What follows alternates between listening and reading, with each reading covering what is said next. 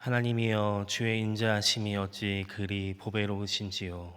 사람들이 주의 날개 그늘 아래에 피하나이다. 주를 아는 자들에게 주의 인자하심을 계속 베푸시며 마음이 정직한 자에게 주의 공의를 베푸소서. 하나님은 영이시니 예배하는 자가 영과 진리로 예배할지니라. 아멘.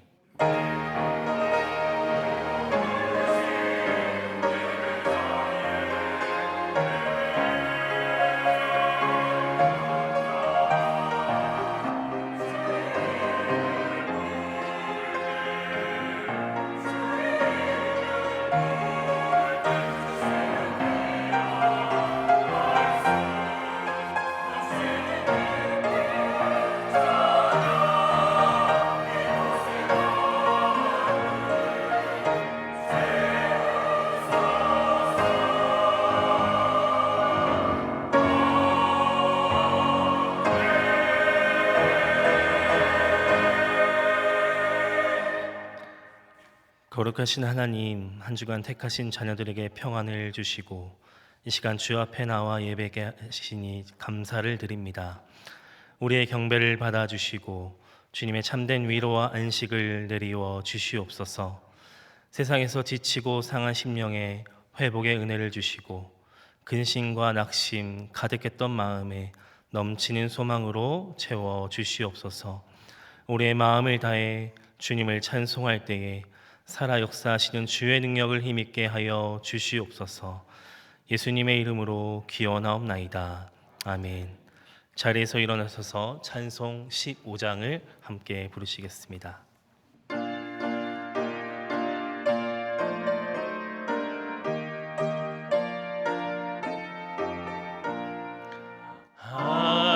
하나님의 크신 사랑 하늘에서 내리사 우리 맘에 항상 계셔 온전하게 하소서. 우리 주는 자비하사 사랑 무한하시니 두려워서 떠는 자를 구원하여 주소서. 걱정 근심 많은 자를 성령 감화 하시며 복과 은혜 사랑 많아 평안하게 하소서. 처음과 끝이 되신 주님 항상 인도하셔서 마귀 유혹하는 것을 속히 끊게 하소서. 전능하신 아버지여, 주의 능력 주시고 우리 맘에 임하셔서 떠나가지 마소서.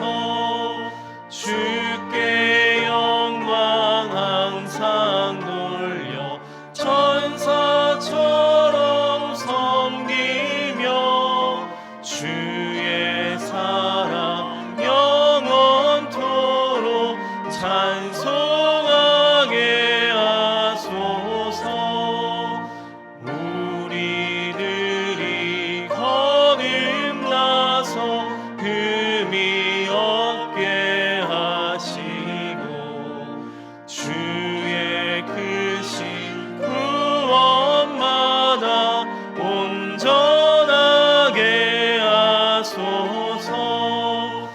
영광에서 영광으로 천국까지 이르러 크신 사랑 감격하여 경배하게 하소서.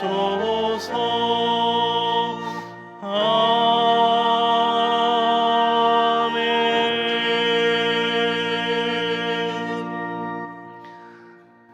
우리에게 가정을 허락하시고 복 주시는 하나님, 우리는 하나님의 선하신 섭리를 깨닫지 못하고 가정을 복되게 하지 못했습니다. 주님이 짝지어 주신 배우자를 존중하지 않았고 무시하는 말과 배려 없는 태도로 상처를 주었습니다. 서로의 유익을 위해 마음 쓰지 않았고 상대방이 나 자신만을 위해 수고해 줄 것을 이기적으로 요구하며 살았습니다. 가정의 주인이신 주님을 의지하지 않았고 우리의 가정을 통해 이루실 하나님의 선한 목적을 잃어버린 채 나 자신의 행복을 위한 통로로만 여겼습니다. 하나님, 우리의 허물을 용서해 주시고 말씀에 순종하며 가정을 복되게 하는 복의 통로가 되게 하여 주시옵소서. 이제 자비하시고 신실하신 하나님의 은혜를 구하며 우리의 죄악을 내어놓고 침묵으로 참회의 기도를 드립니다.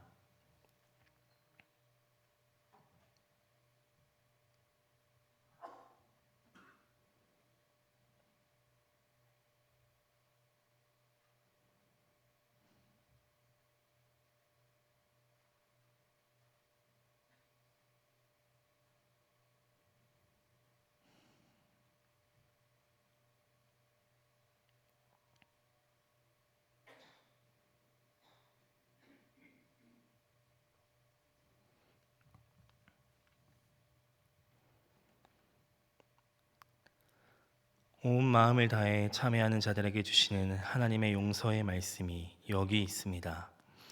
내가 높고 거룩한 곳에 있으며 또한 통회하고 마음이 겸손한 자와 함께 있나니 이는 겸손한 자의 영을 소생시키며 통회하는 자의 마음을 소생시키려 함이라. 이 말씀에 의지하여 참회하는 우리 모두의 죄와 허물이 완전히 사하여졌음을 담대히 선언합니다. 이제 제사함의 확신을 가지고 사도신경으로 우리의 신앙을 고백합니다. 나는 전능하신 아버지 하나님, 천지의 창조주를 믿습니다. 나는 그의 유일하신 아들, 우리 주 예수 그리스도를 믿습니다. 그는 성령으로 잉태되어 동정녀 마리아에게서 나시고 본디오 빌라도에게 고난을 받아 십자가에 못 박혀 죽으시고 장사된 지 사흘 만에 죽은 자 가운데서 다시 살아나셨으며 하늘에 오르시어 전능하신 아버지 하나님 우편에 앉아 계시다가 거기로부터 살아있는 자와 죽은 자를 심판하러 오십니다. 나는 성령을 믿으며 거룩한 공교회와 성도의 교제와 죄를 용서받는 것과 몸의 부활과 영생을 믿습니다. 아멘.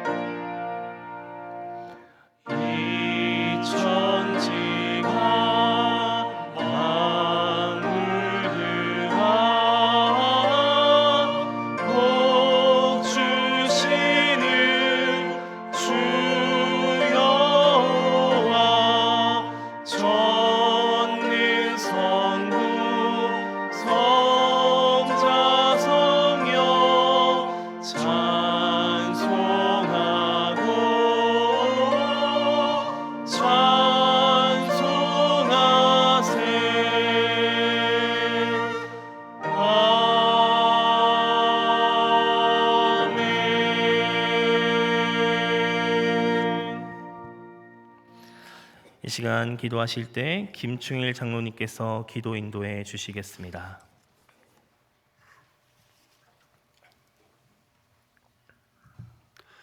오직 우리의 도움이 되시며 방패가 되시는 하나님 아버지, 아버지의 이름을 거룩히 여기며 주님을 사랑하는 마음으로 복된 주일 예배의 자리를 찾도록 인도하여 주신 하나님의 크신 은혜에 감사를 드립니다. 이 시간 예배의 초소에 모인 성도들 모두 하나 되게 하사 하나님의 이름을 높이며 한 마음으로 하나님을 찬양하도록 인도하여 주시옵소서. 주께서 저희 마음가운데 두신 기쁨으로 예배하게 하시고 하나님을 의뢰하는 마음으로 가득 차 말씀을 듣게 하사 여러 모양의 곤배한 마음들이 치유되어 주께서 예비하신 평강을 소유하게 하여 주시옵소서.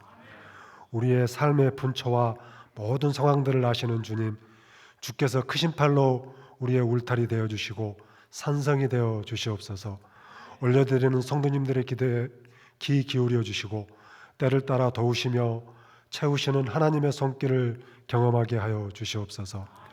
가정의 달 5월 주님의 사랑이 상현의 각 가정마다 더욱 깊이 뿌리 내리게 하시고 세상 가운데 주님의 빛을 비추는 통로가 되는 가정들 되게 하여 주시옵소서. 하나님 아버지, 이 나라와 이 민족이 하나님을 온전히 신뢰하고 섬기는 복된 민족이 되게 하사 세계 열방의 복음 전하는 영적 이스라엘 역할을 감당하는 나라 되게 하여 주시옵소서. 다가오는 대통령 선거를 통해 하나님의 뜻을 알고 하나님의 뜻을 세워가는 지도자가 세워지게 하시고 이 땅에 하나님의 공의와 정의가 강같이 흐르는 다음 세대가 소망을 품고 살아갈 수 있는 건강한 사회를 이루게 하여 주시옵소서. 교회를 사랑하신 하나님 아버지, 우리 사은교회를 더욱 크게 사용하여 주셔서 세상의 빛과 소금이 되며 구원의 기쁜 소식을 전하는 기도가 끊이지 않는 교회 되게 하여 주시옵소서. 우리의 연약한 손과 발을 들여 교회를 섬길 때 교회가 더욱더 든든히 세워지며 영혼들이 구원받는 역사들이 더욱 많아지게 하여 주시옵소서. 진행되는 사역들이 갑절의 열매를 맺게 하셔서 구원받는 영혼들로 가득 차고 넘치는 은혜를 누리게 하여 주시옵소서. 영적 지도자로 세우시는 담임 목사님과 부교역자들께 영육간의 강건함을 더하여 주시고 성령으로 기름 부어 주셔서 목양의 사역을 감당하기에 부족함이 없게 하여 주시옵소서. 하나님, 이 시간 담임 목사님께서 말씀 증거하실 때 우리들의 심령이 뜨거워지게 하시고 예수님을 더 깊이 알고 더 깊이 만나는 은혜의 시간 되게 하여 주시옵소서. 마음과 정성을 다하여 올려드리는 할렐루야 찬양대의 찬양을 기뻐 받아 주시고 예배를 위해 헌신하는 손길들 축복하여 주시옵소서. 길이요 진리요 생명이 되신 예수님 이름으로 기도드립니다.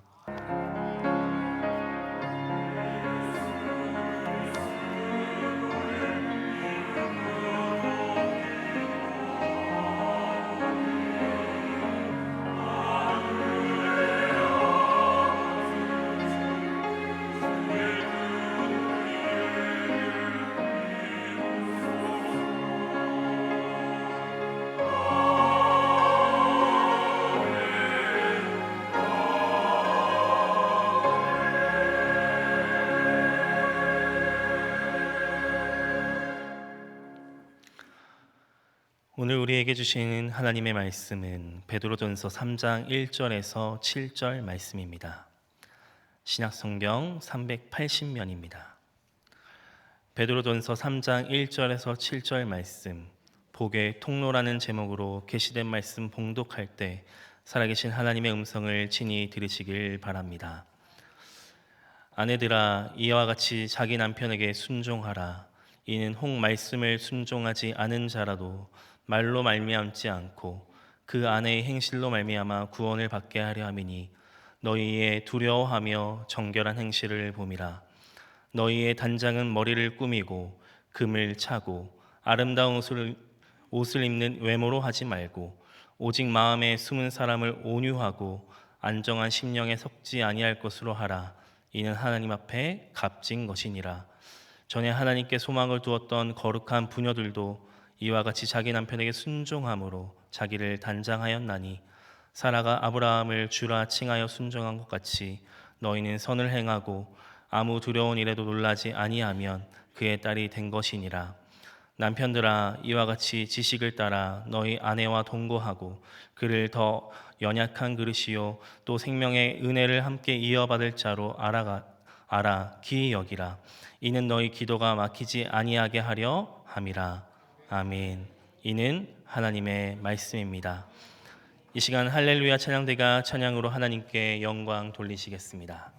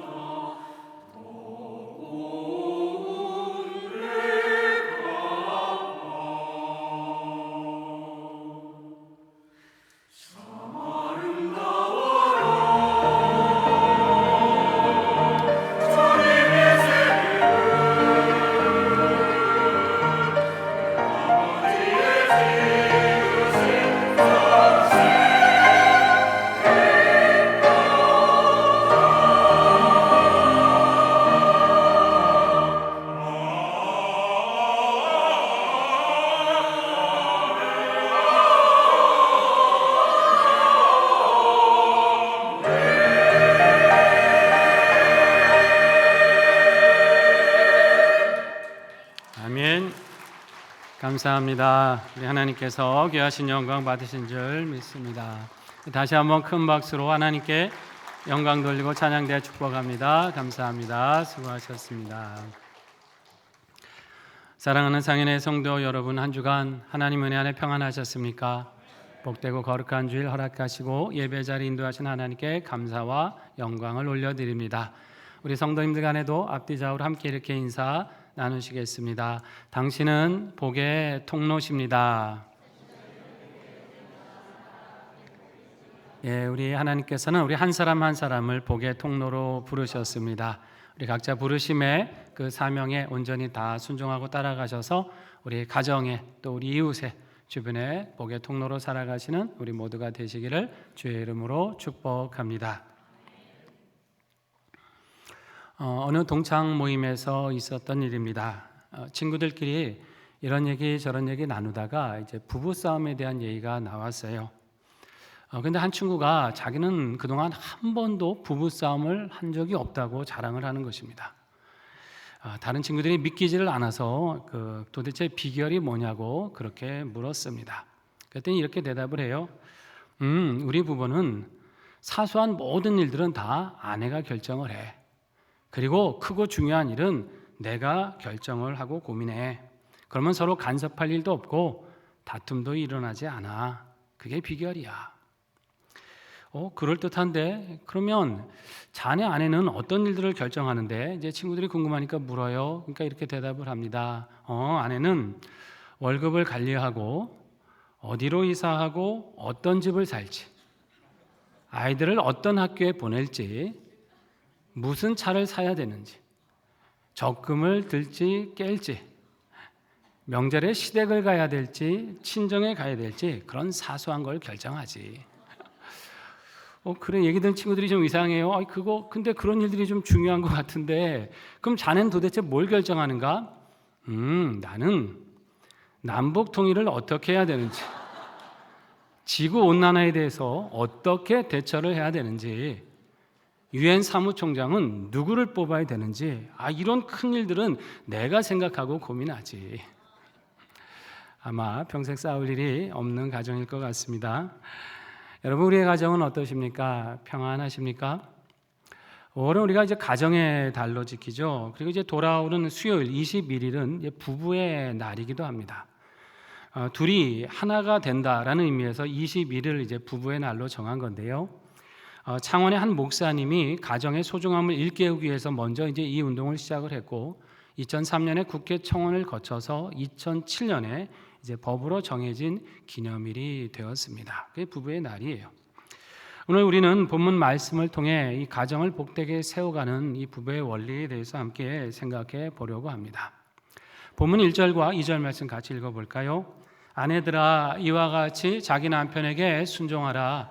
이는 혹 말씀을 순종하지 않는 자라도 말로 말미암지 않고 그 안의 행실로 말미암아 구원을 받게 하려 함이니 너희의 두려워하며 정결한 행실을 봄이라. 아멘.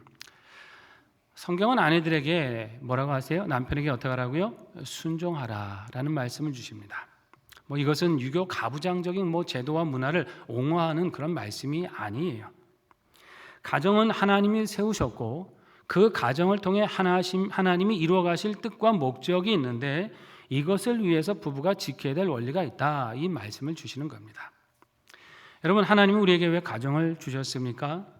창세기에 보면 하나님이 아담과 하와를 지으시고 가정을 이루게 되시잖아요. 그리고 주신 명령이 있습니다.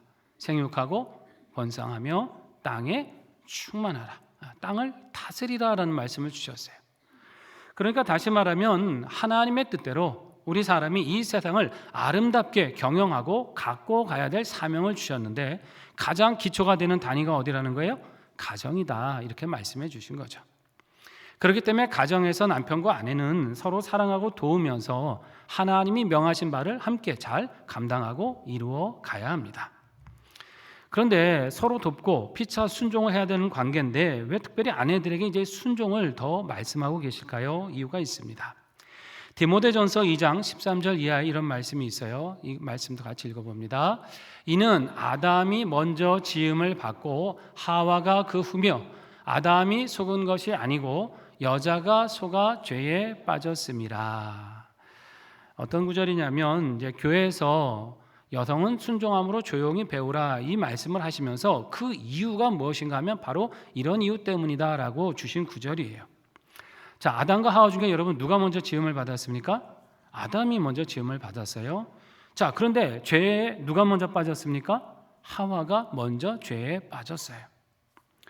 하나님이 아담을 지으셨을 때 왜 하와를 지으셨냐면 홀로 있는 것이 보시기에 좋지 않았기 때문에 돕는 배필로 하와를 지으셨어요.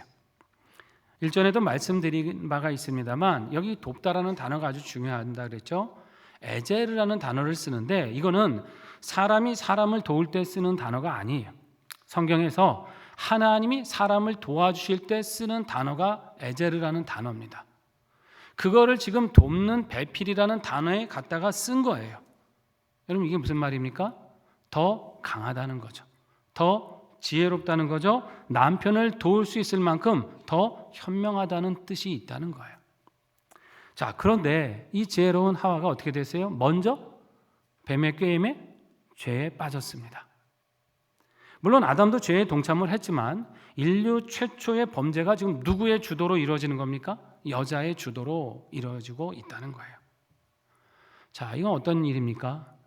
지혜롭게 지음을 받았지만 그 존재가 어떤 권위에 의해서 다스림을 받지 않았을 때 더 큰 문제가 일어날 수 있다는 것을 보여주는 사건이 된 거죠. 만약에 여러분 하와가 선악과를 먹기로 결정하기 전에 남편에게 한번 물어봤다면, 남편의 의견이 어떠냐고 물어봤다면 여러분 어땠을까요? 아마 역사가 달라질 수도 있지 않았을까 아니겠습니까? 어쩌면 하나님은 이 아내들로 하여금 남편에게 순종하게 하셔서 아내들이 가진 그 지혜와 능력을 절제하면서 바르게 잘 사용할 수 있도록 배려해 주신 것이라고 볼 수가 있는 거죠. 그래서 남편을 이끌어가는 배필이 아니라 어떤 배필로 지으셨습니까? 돕는 배필로 지으신 거예요. 지혜와 능력이 있다고 일방적으로 주도해 나가는 게 아니라 오히려 남편의 리더십을 인정하고 도와줌으로써 부부가 함께 조화롭게 가정을 견고하게 세워갈 수 있도록 하나님께서 섭리하신 것입니다. 특별히 베드로는 신앙이 없는 남편들, 이 남편들도 믿는 아내로 말미암아 구원을 받을 수 있다는 점을 강조하고 있습니다. 여러분 지금도 그렇지만 초대교회 때도요, 교회 남성보다는 여성들이 아무래도 많았습니다. 믿는 남자보다 믿는 여성이 많았고 그 믿는 여성의 남편들 대부분은 그냥 우상을 따라서 세속적인 문화를 따라서 살아갔던 사람들이에요. 자, 그런 사람들을 교회로 데리고 와서 구원시킨다는 게 여러분 쉬운 일이었을까요? 아니죠. 예나 지금이나 어려운 일이에요. 근데 베드로가 말하는 거죠. 믿는 아내들이요, 그들이 남편에게 순종의 본을 보임으로써 그 믿지 않는 남편도 하나님 앞에 구원받게 할 수 있다라는 것을 지금 말씀하고 있는 것입니다. 그만큼 믿는 여인들의 지혜와 능력을 크게 본 거죠. 큰 영향력이 있다라는 것을 인정하는 거예요. 그러면서 권면을 하죠. 믿음의 연일은 겉을 꾸미고 외모를 치장하는 걸로 단장하려고 하지 말고 어떻게 해요? 정결한 행실로 온유한 심령으로 내면을 단장하게 힘써야 된다. 이 말씀을 주시는 거예요.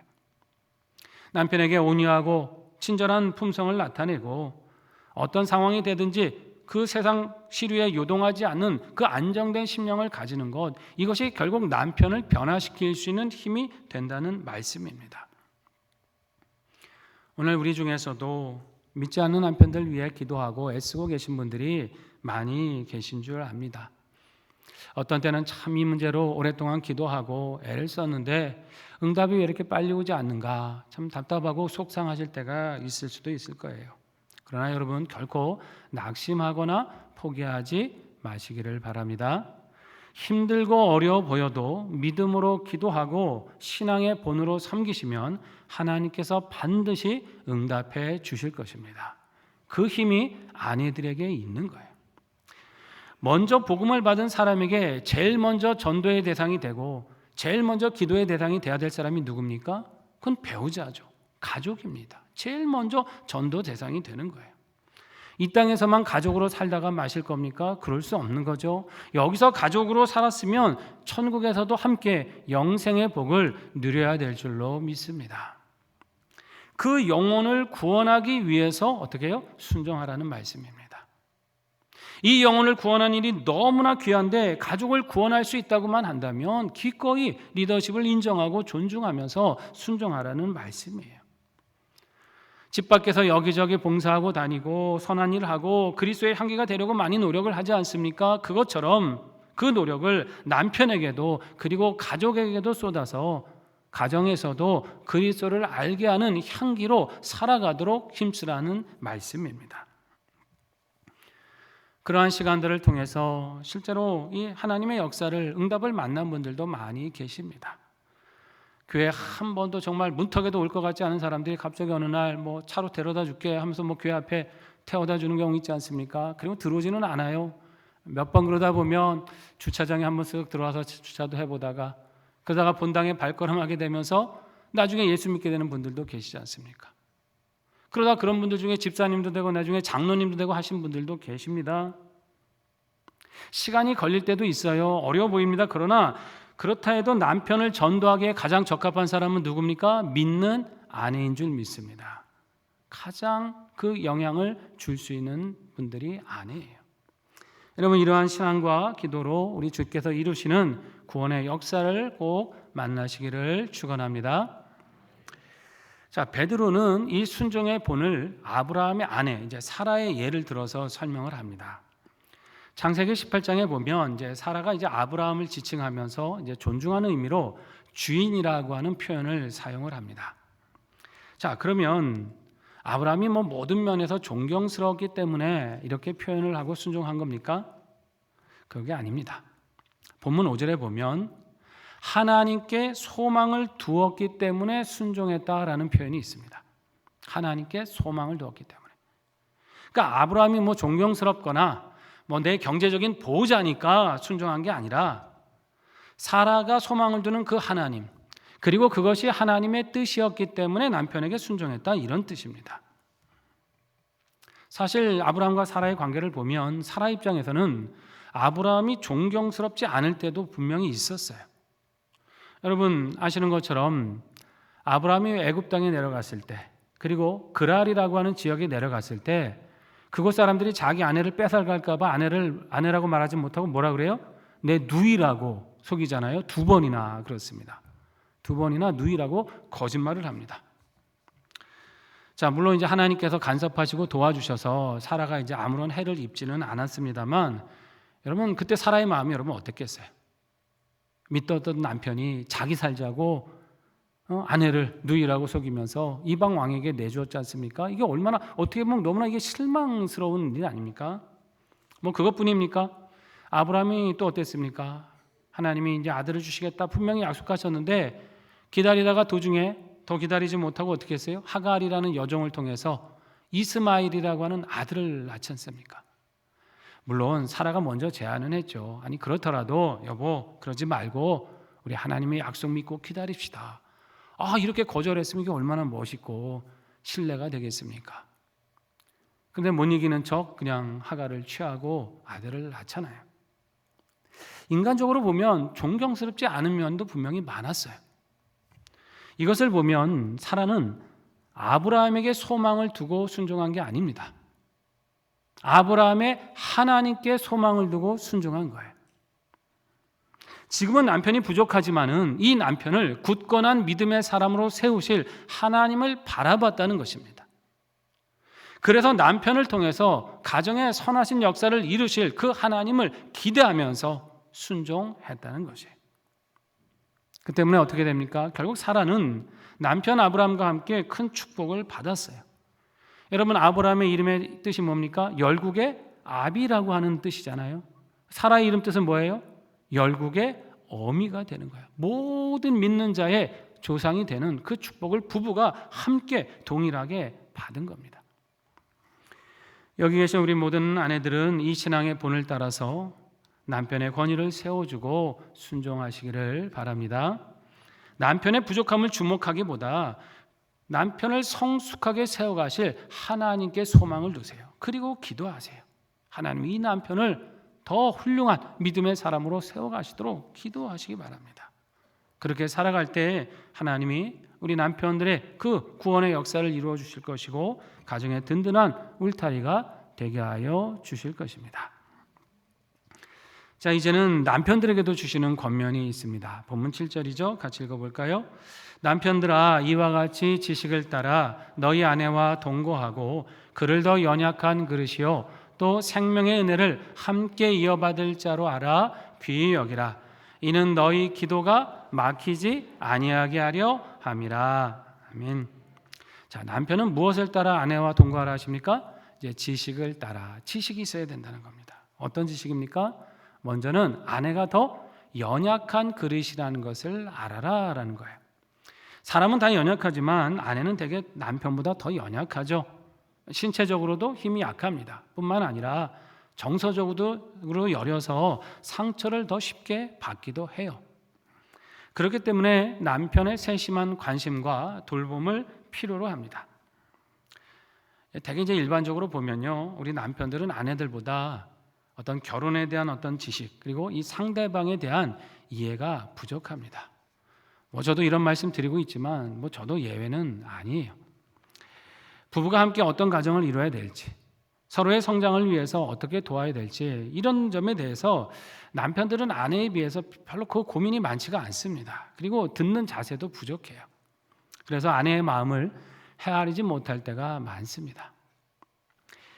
이 하나님은 아내를 지으실 때 이 남편보다 좀 섬세하게 지으셨죠. 그렇기 때문에 남편은 아내를 더 세심하게 살피고 하는 말을 잘 경청해야 합니다. 그리고 기억해야 될 게 있어요.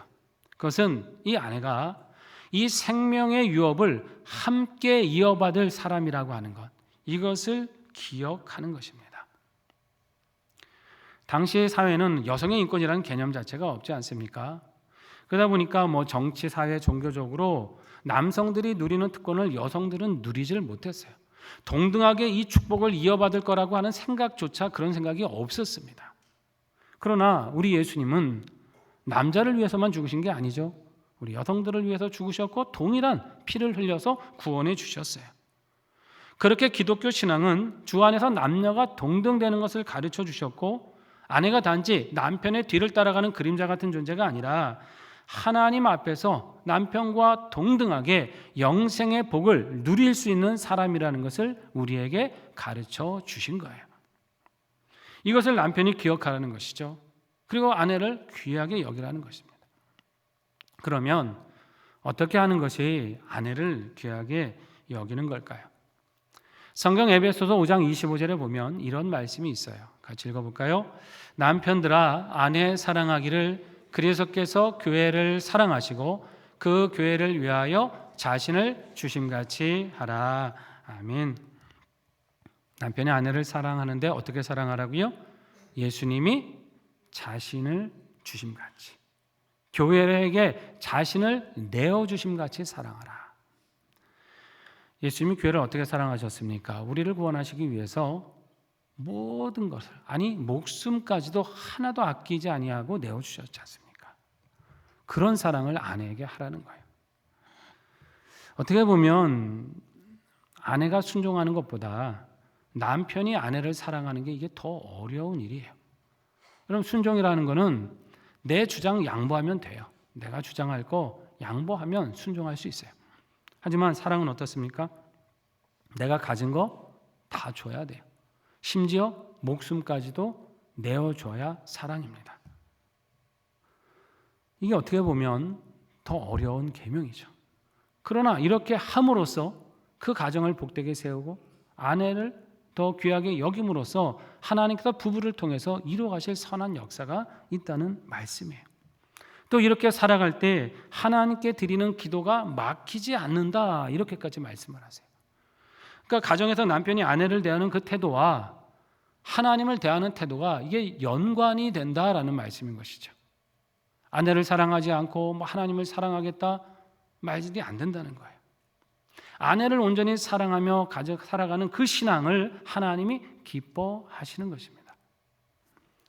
여기 생명의 유업을 함께 받는다라는 표현이 있죠. 여러분 이게 무슨 뜻입니까?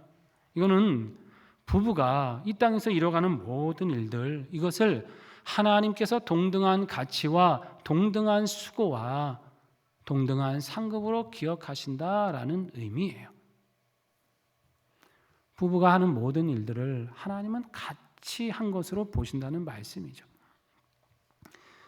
저희 부부는 이제 올해로 결혼 이제 30주년을 맞이를 했는데요.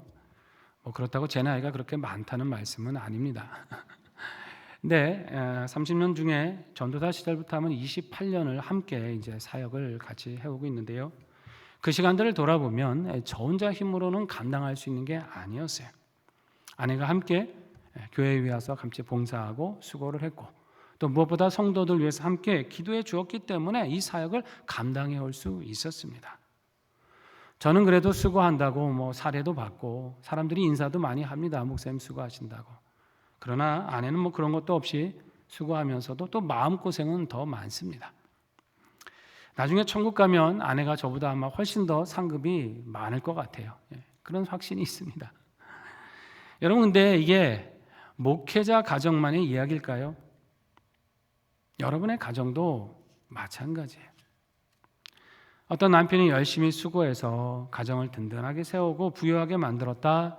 남편 혼자만의 힘입니까? 아닙니다. 아내가 도왔고 기도했기 때문에 함께 가정을 위해 수고했기 때문에 가능한 일입니다.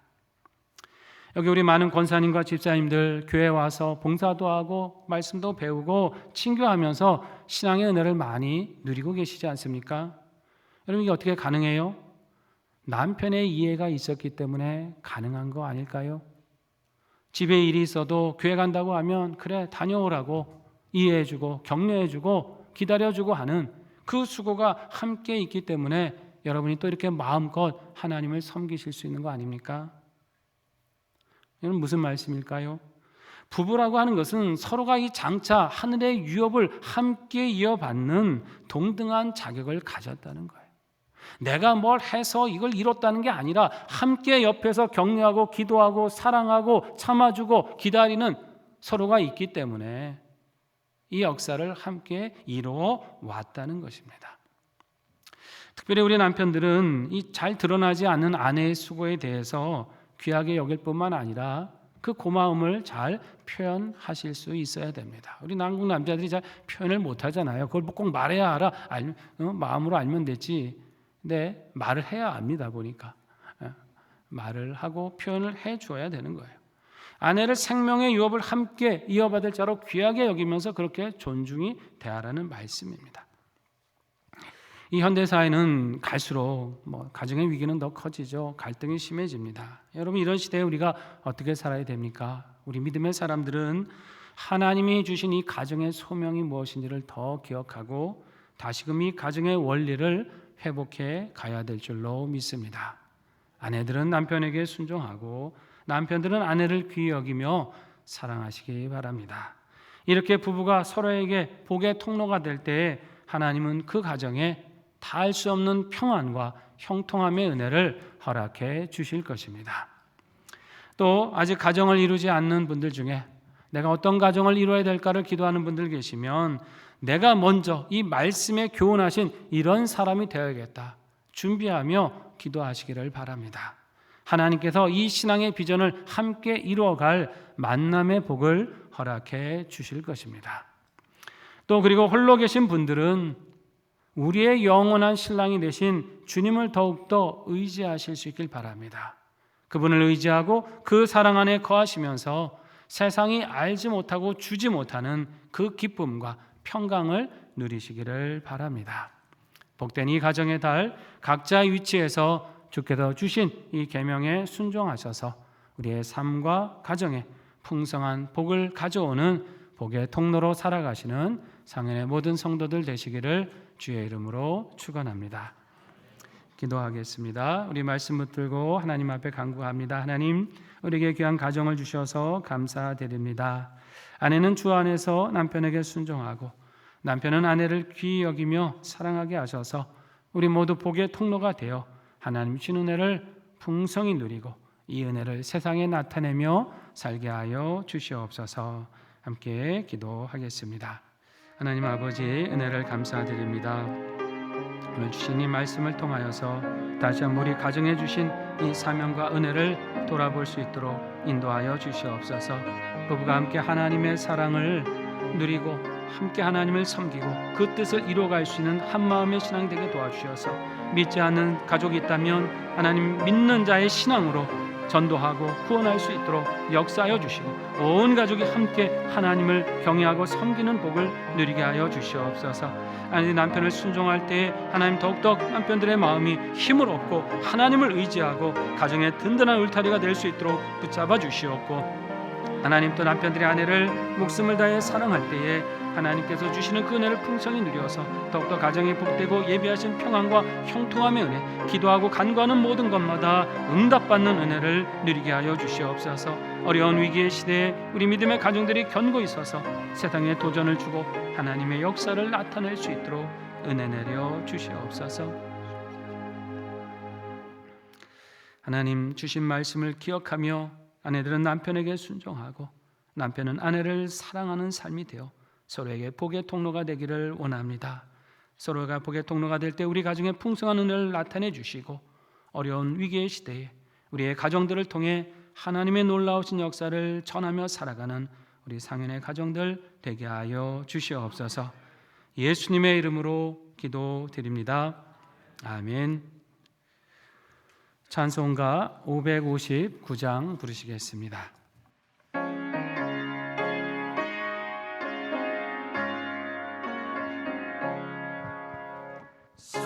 사철의 봄바람 불어일고 하나님 아버지 모셨으니 믿음의 반석도 든든하다.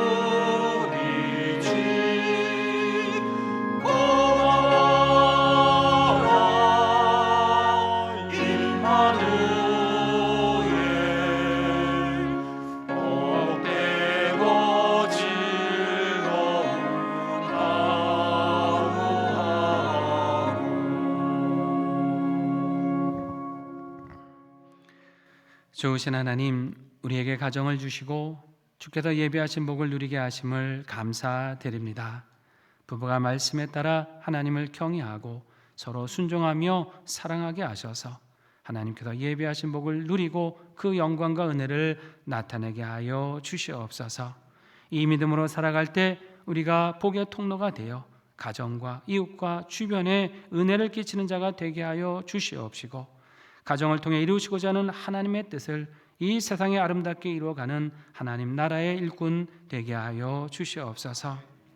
이러한 가정을 이루기 위해 꿈꾸고 기도하는 성도들에게는 복된 만남을 허락해 주시옵고, 홀로 지내고 있는 성도들에게는 주께서 친히 보호자가 되셔서 말씀에 약속하신 평안과 축복을 부족함 없이 누리게 하여 주시옵소서.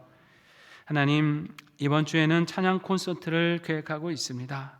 오시는 목사님과 찬양팀을 은혜로 붙잡아 주시옵고, 기도하며 사모하는 모든 성도들에게 신앙의 기쁨을 마음껏 누리고 소망 중에 힘을 얻는 시간 되게 하여 주시옵소서. 나라와 민족을 위해서도 기도합니다. 하나님의 공의로우신 통치하심을 이 땅에 이루어 주시옵소서. 불의와 거짓의 영을 다 물리쳐 주시옵고, 의롭고 정직한 가치와 풍토가 깊이 뿌리내리는 사회가 되게 하여 주시옵소서. 공정하고 투명한 선거로 국민의 주권이 지켜주게 하여 주시옵고, 하나님을 경외하고 자유 대한민국을 사랑하며 말씀의 가치를 따라 정책을 세우고 국민을 섬길 주님의 마음에 합한 지도자를 세워 주시옵소서. 이 시간 귀한 정성으로 예물 드립니다. 주께서 우리 삶의 주인이심을 기억하며 헌신할 때에 드리는 모든 물질과 시간과 건강과 은사들이 하나님의 영광을 나타내는 보배로운 수단들이 되게 하여 주시옵고, 이 믿음으로 살아갈 때 우리의 삶에 부족함이 없는 은총으로 내리워 주시옵소서. 우리 상인의 가정들 기도하는 모든 일들마다 순탄하게 응답 주시기를 간구합니다.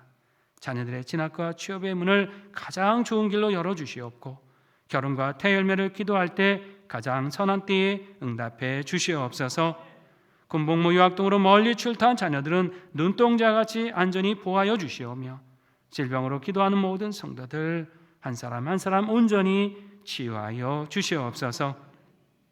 다시금 말씀을 의지하며 세상을 향해 나아갑니다. 우리 주님이 붙잡아 주시는 가정 되어서 풍성한 은혜 누리게 하여 주시며, 이 은혜를 담대히 세상에 전하며 살아가는 복음의 자녀들 되게 하여 주시옵소서. 예수님의 이름으로 봉헌기도 드립니다.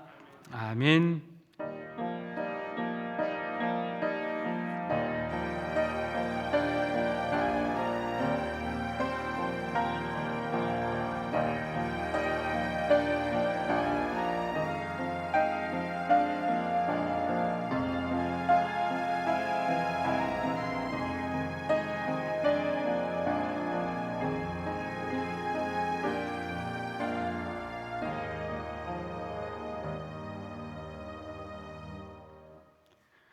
귀하고 복된 날 상현의 한 가족이 되신 새 교우를 소개해 드립니다. 호명하게 되면 잠시 자리에서 일어나 주시면 감사하겠습니다. 윤명숙 성도님 어디 계신가요? 잠깐만 일어서십시오. 여러분 큰 박수로 우리 환영하고 축복하겠습니다. 환영합니다. 축복합니다. 우리 상현교회 교회의 복된 믿음 생활 이루시기 바랍니다. 앉으십시오.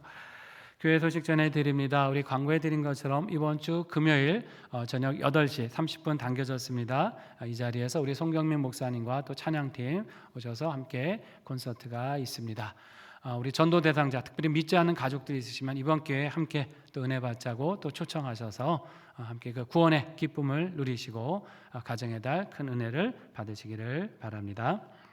용천로의 남성교회 연합회 순회오신 예배가 오늘 3시에 우리 교회에서 있습니다. 우리 남성교회원들 참여해 주시고 성도님들 은혜 가운데 예배 잘 마치도록 기도해 주시기를 부탁드립니다. 우리 항존직 피택자 첫 모임이 다음 주에 있습니다. 25일 예배 후에 오후 1시 30분 6층에서 있습니다. 우리 피택 되신 분들 한 분도 빠짐없이 참여해 주시기를 바랍니다. 주일에 주방에서 봉사하실 분을 모집합니다. 주일 오전 1부 예배 후 8시 30분부터 2부 예배 전 9시 30분까지 1시간인데요.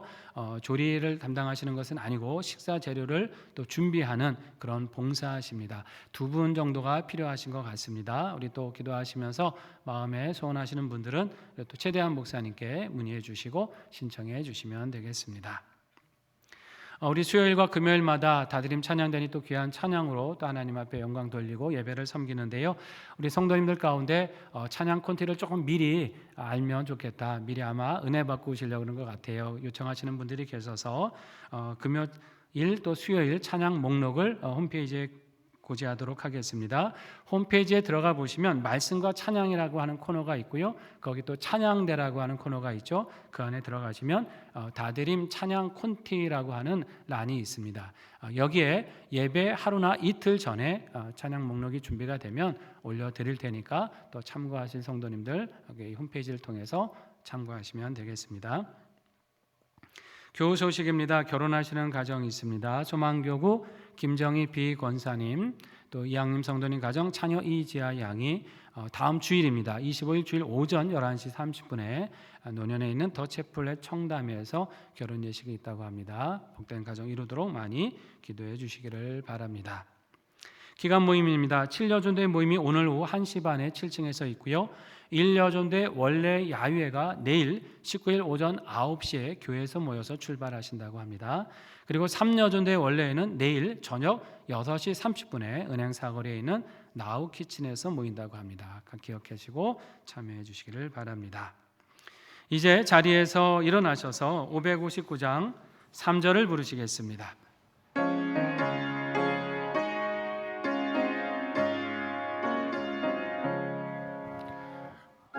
아침과 저녁에 수고하여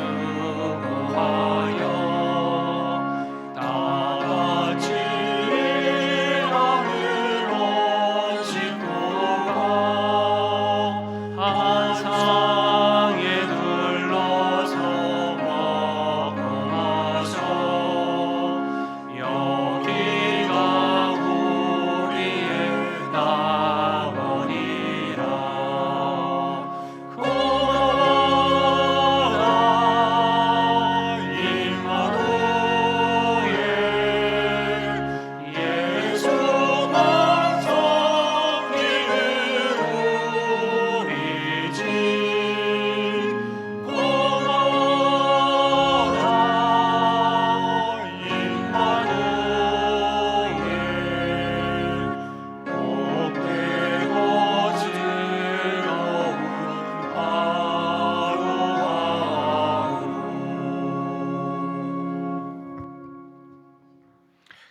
지금은 우리 구주 예수 그리스도의 은혜와 하나님 아버지의 크신 사랑과 성령님의 인도하심과 교통하심이 가정 안에 서로 순종하며 사랑함으로 복의 통로가 되어 하나님께서 주시는 은혜를 누리고 이 은혜를 세상에 전하며 살기를 기도하시는 사랑하시는 상연의 모든 성도들 위에와 성도들의 각 가정과 일터와 산업 위에 사랑하는 한국 교회와 우리 민족과 세계 열방 위에 이제로부터 영원히 함께 계시옵기를 간절히 축원하옵나이다. 아멘.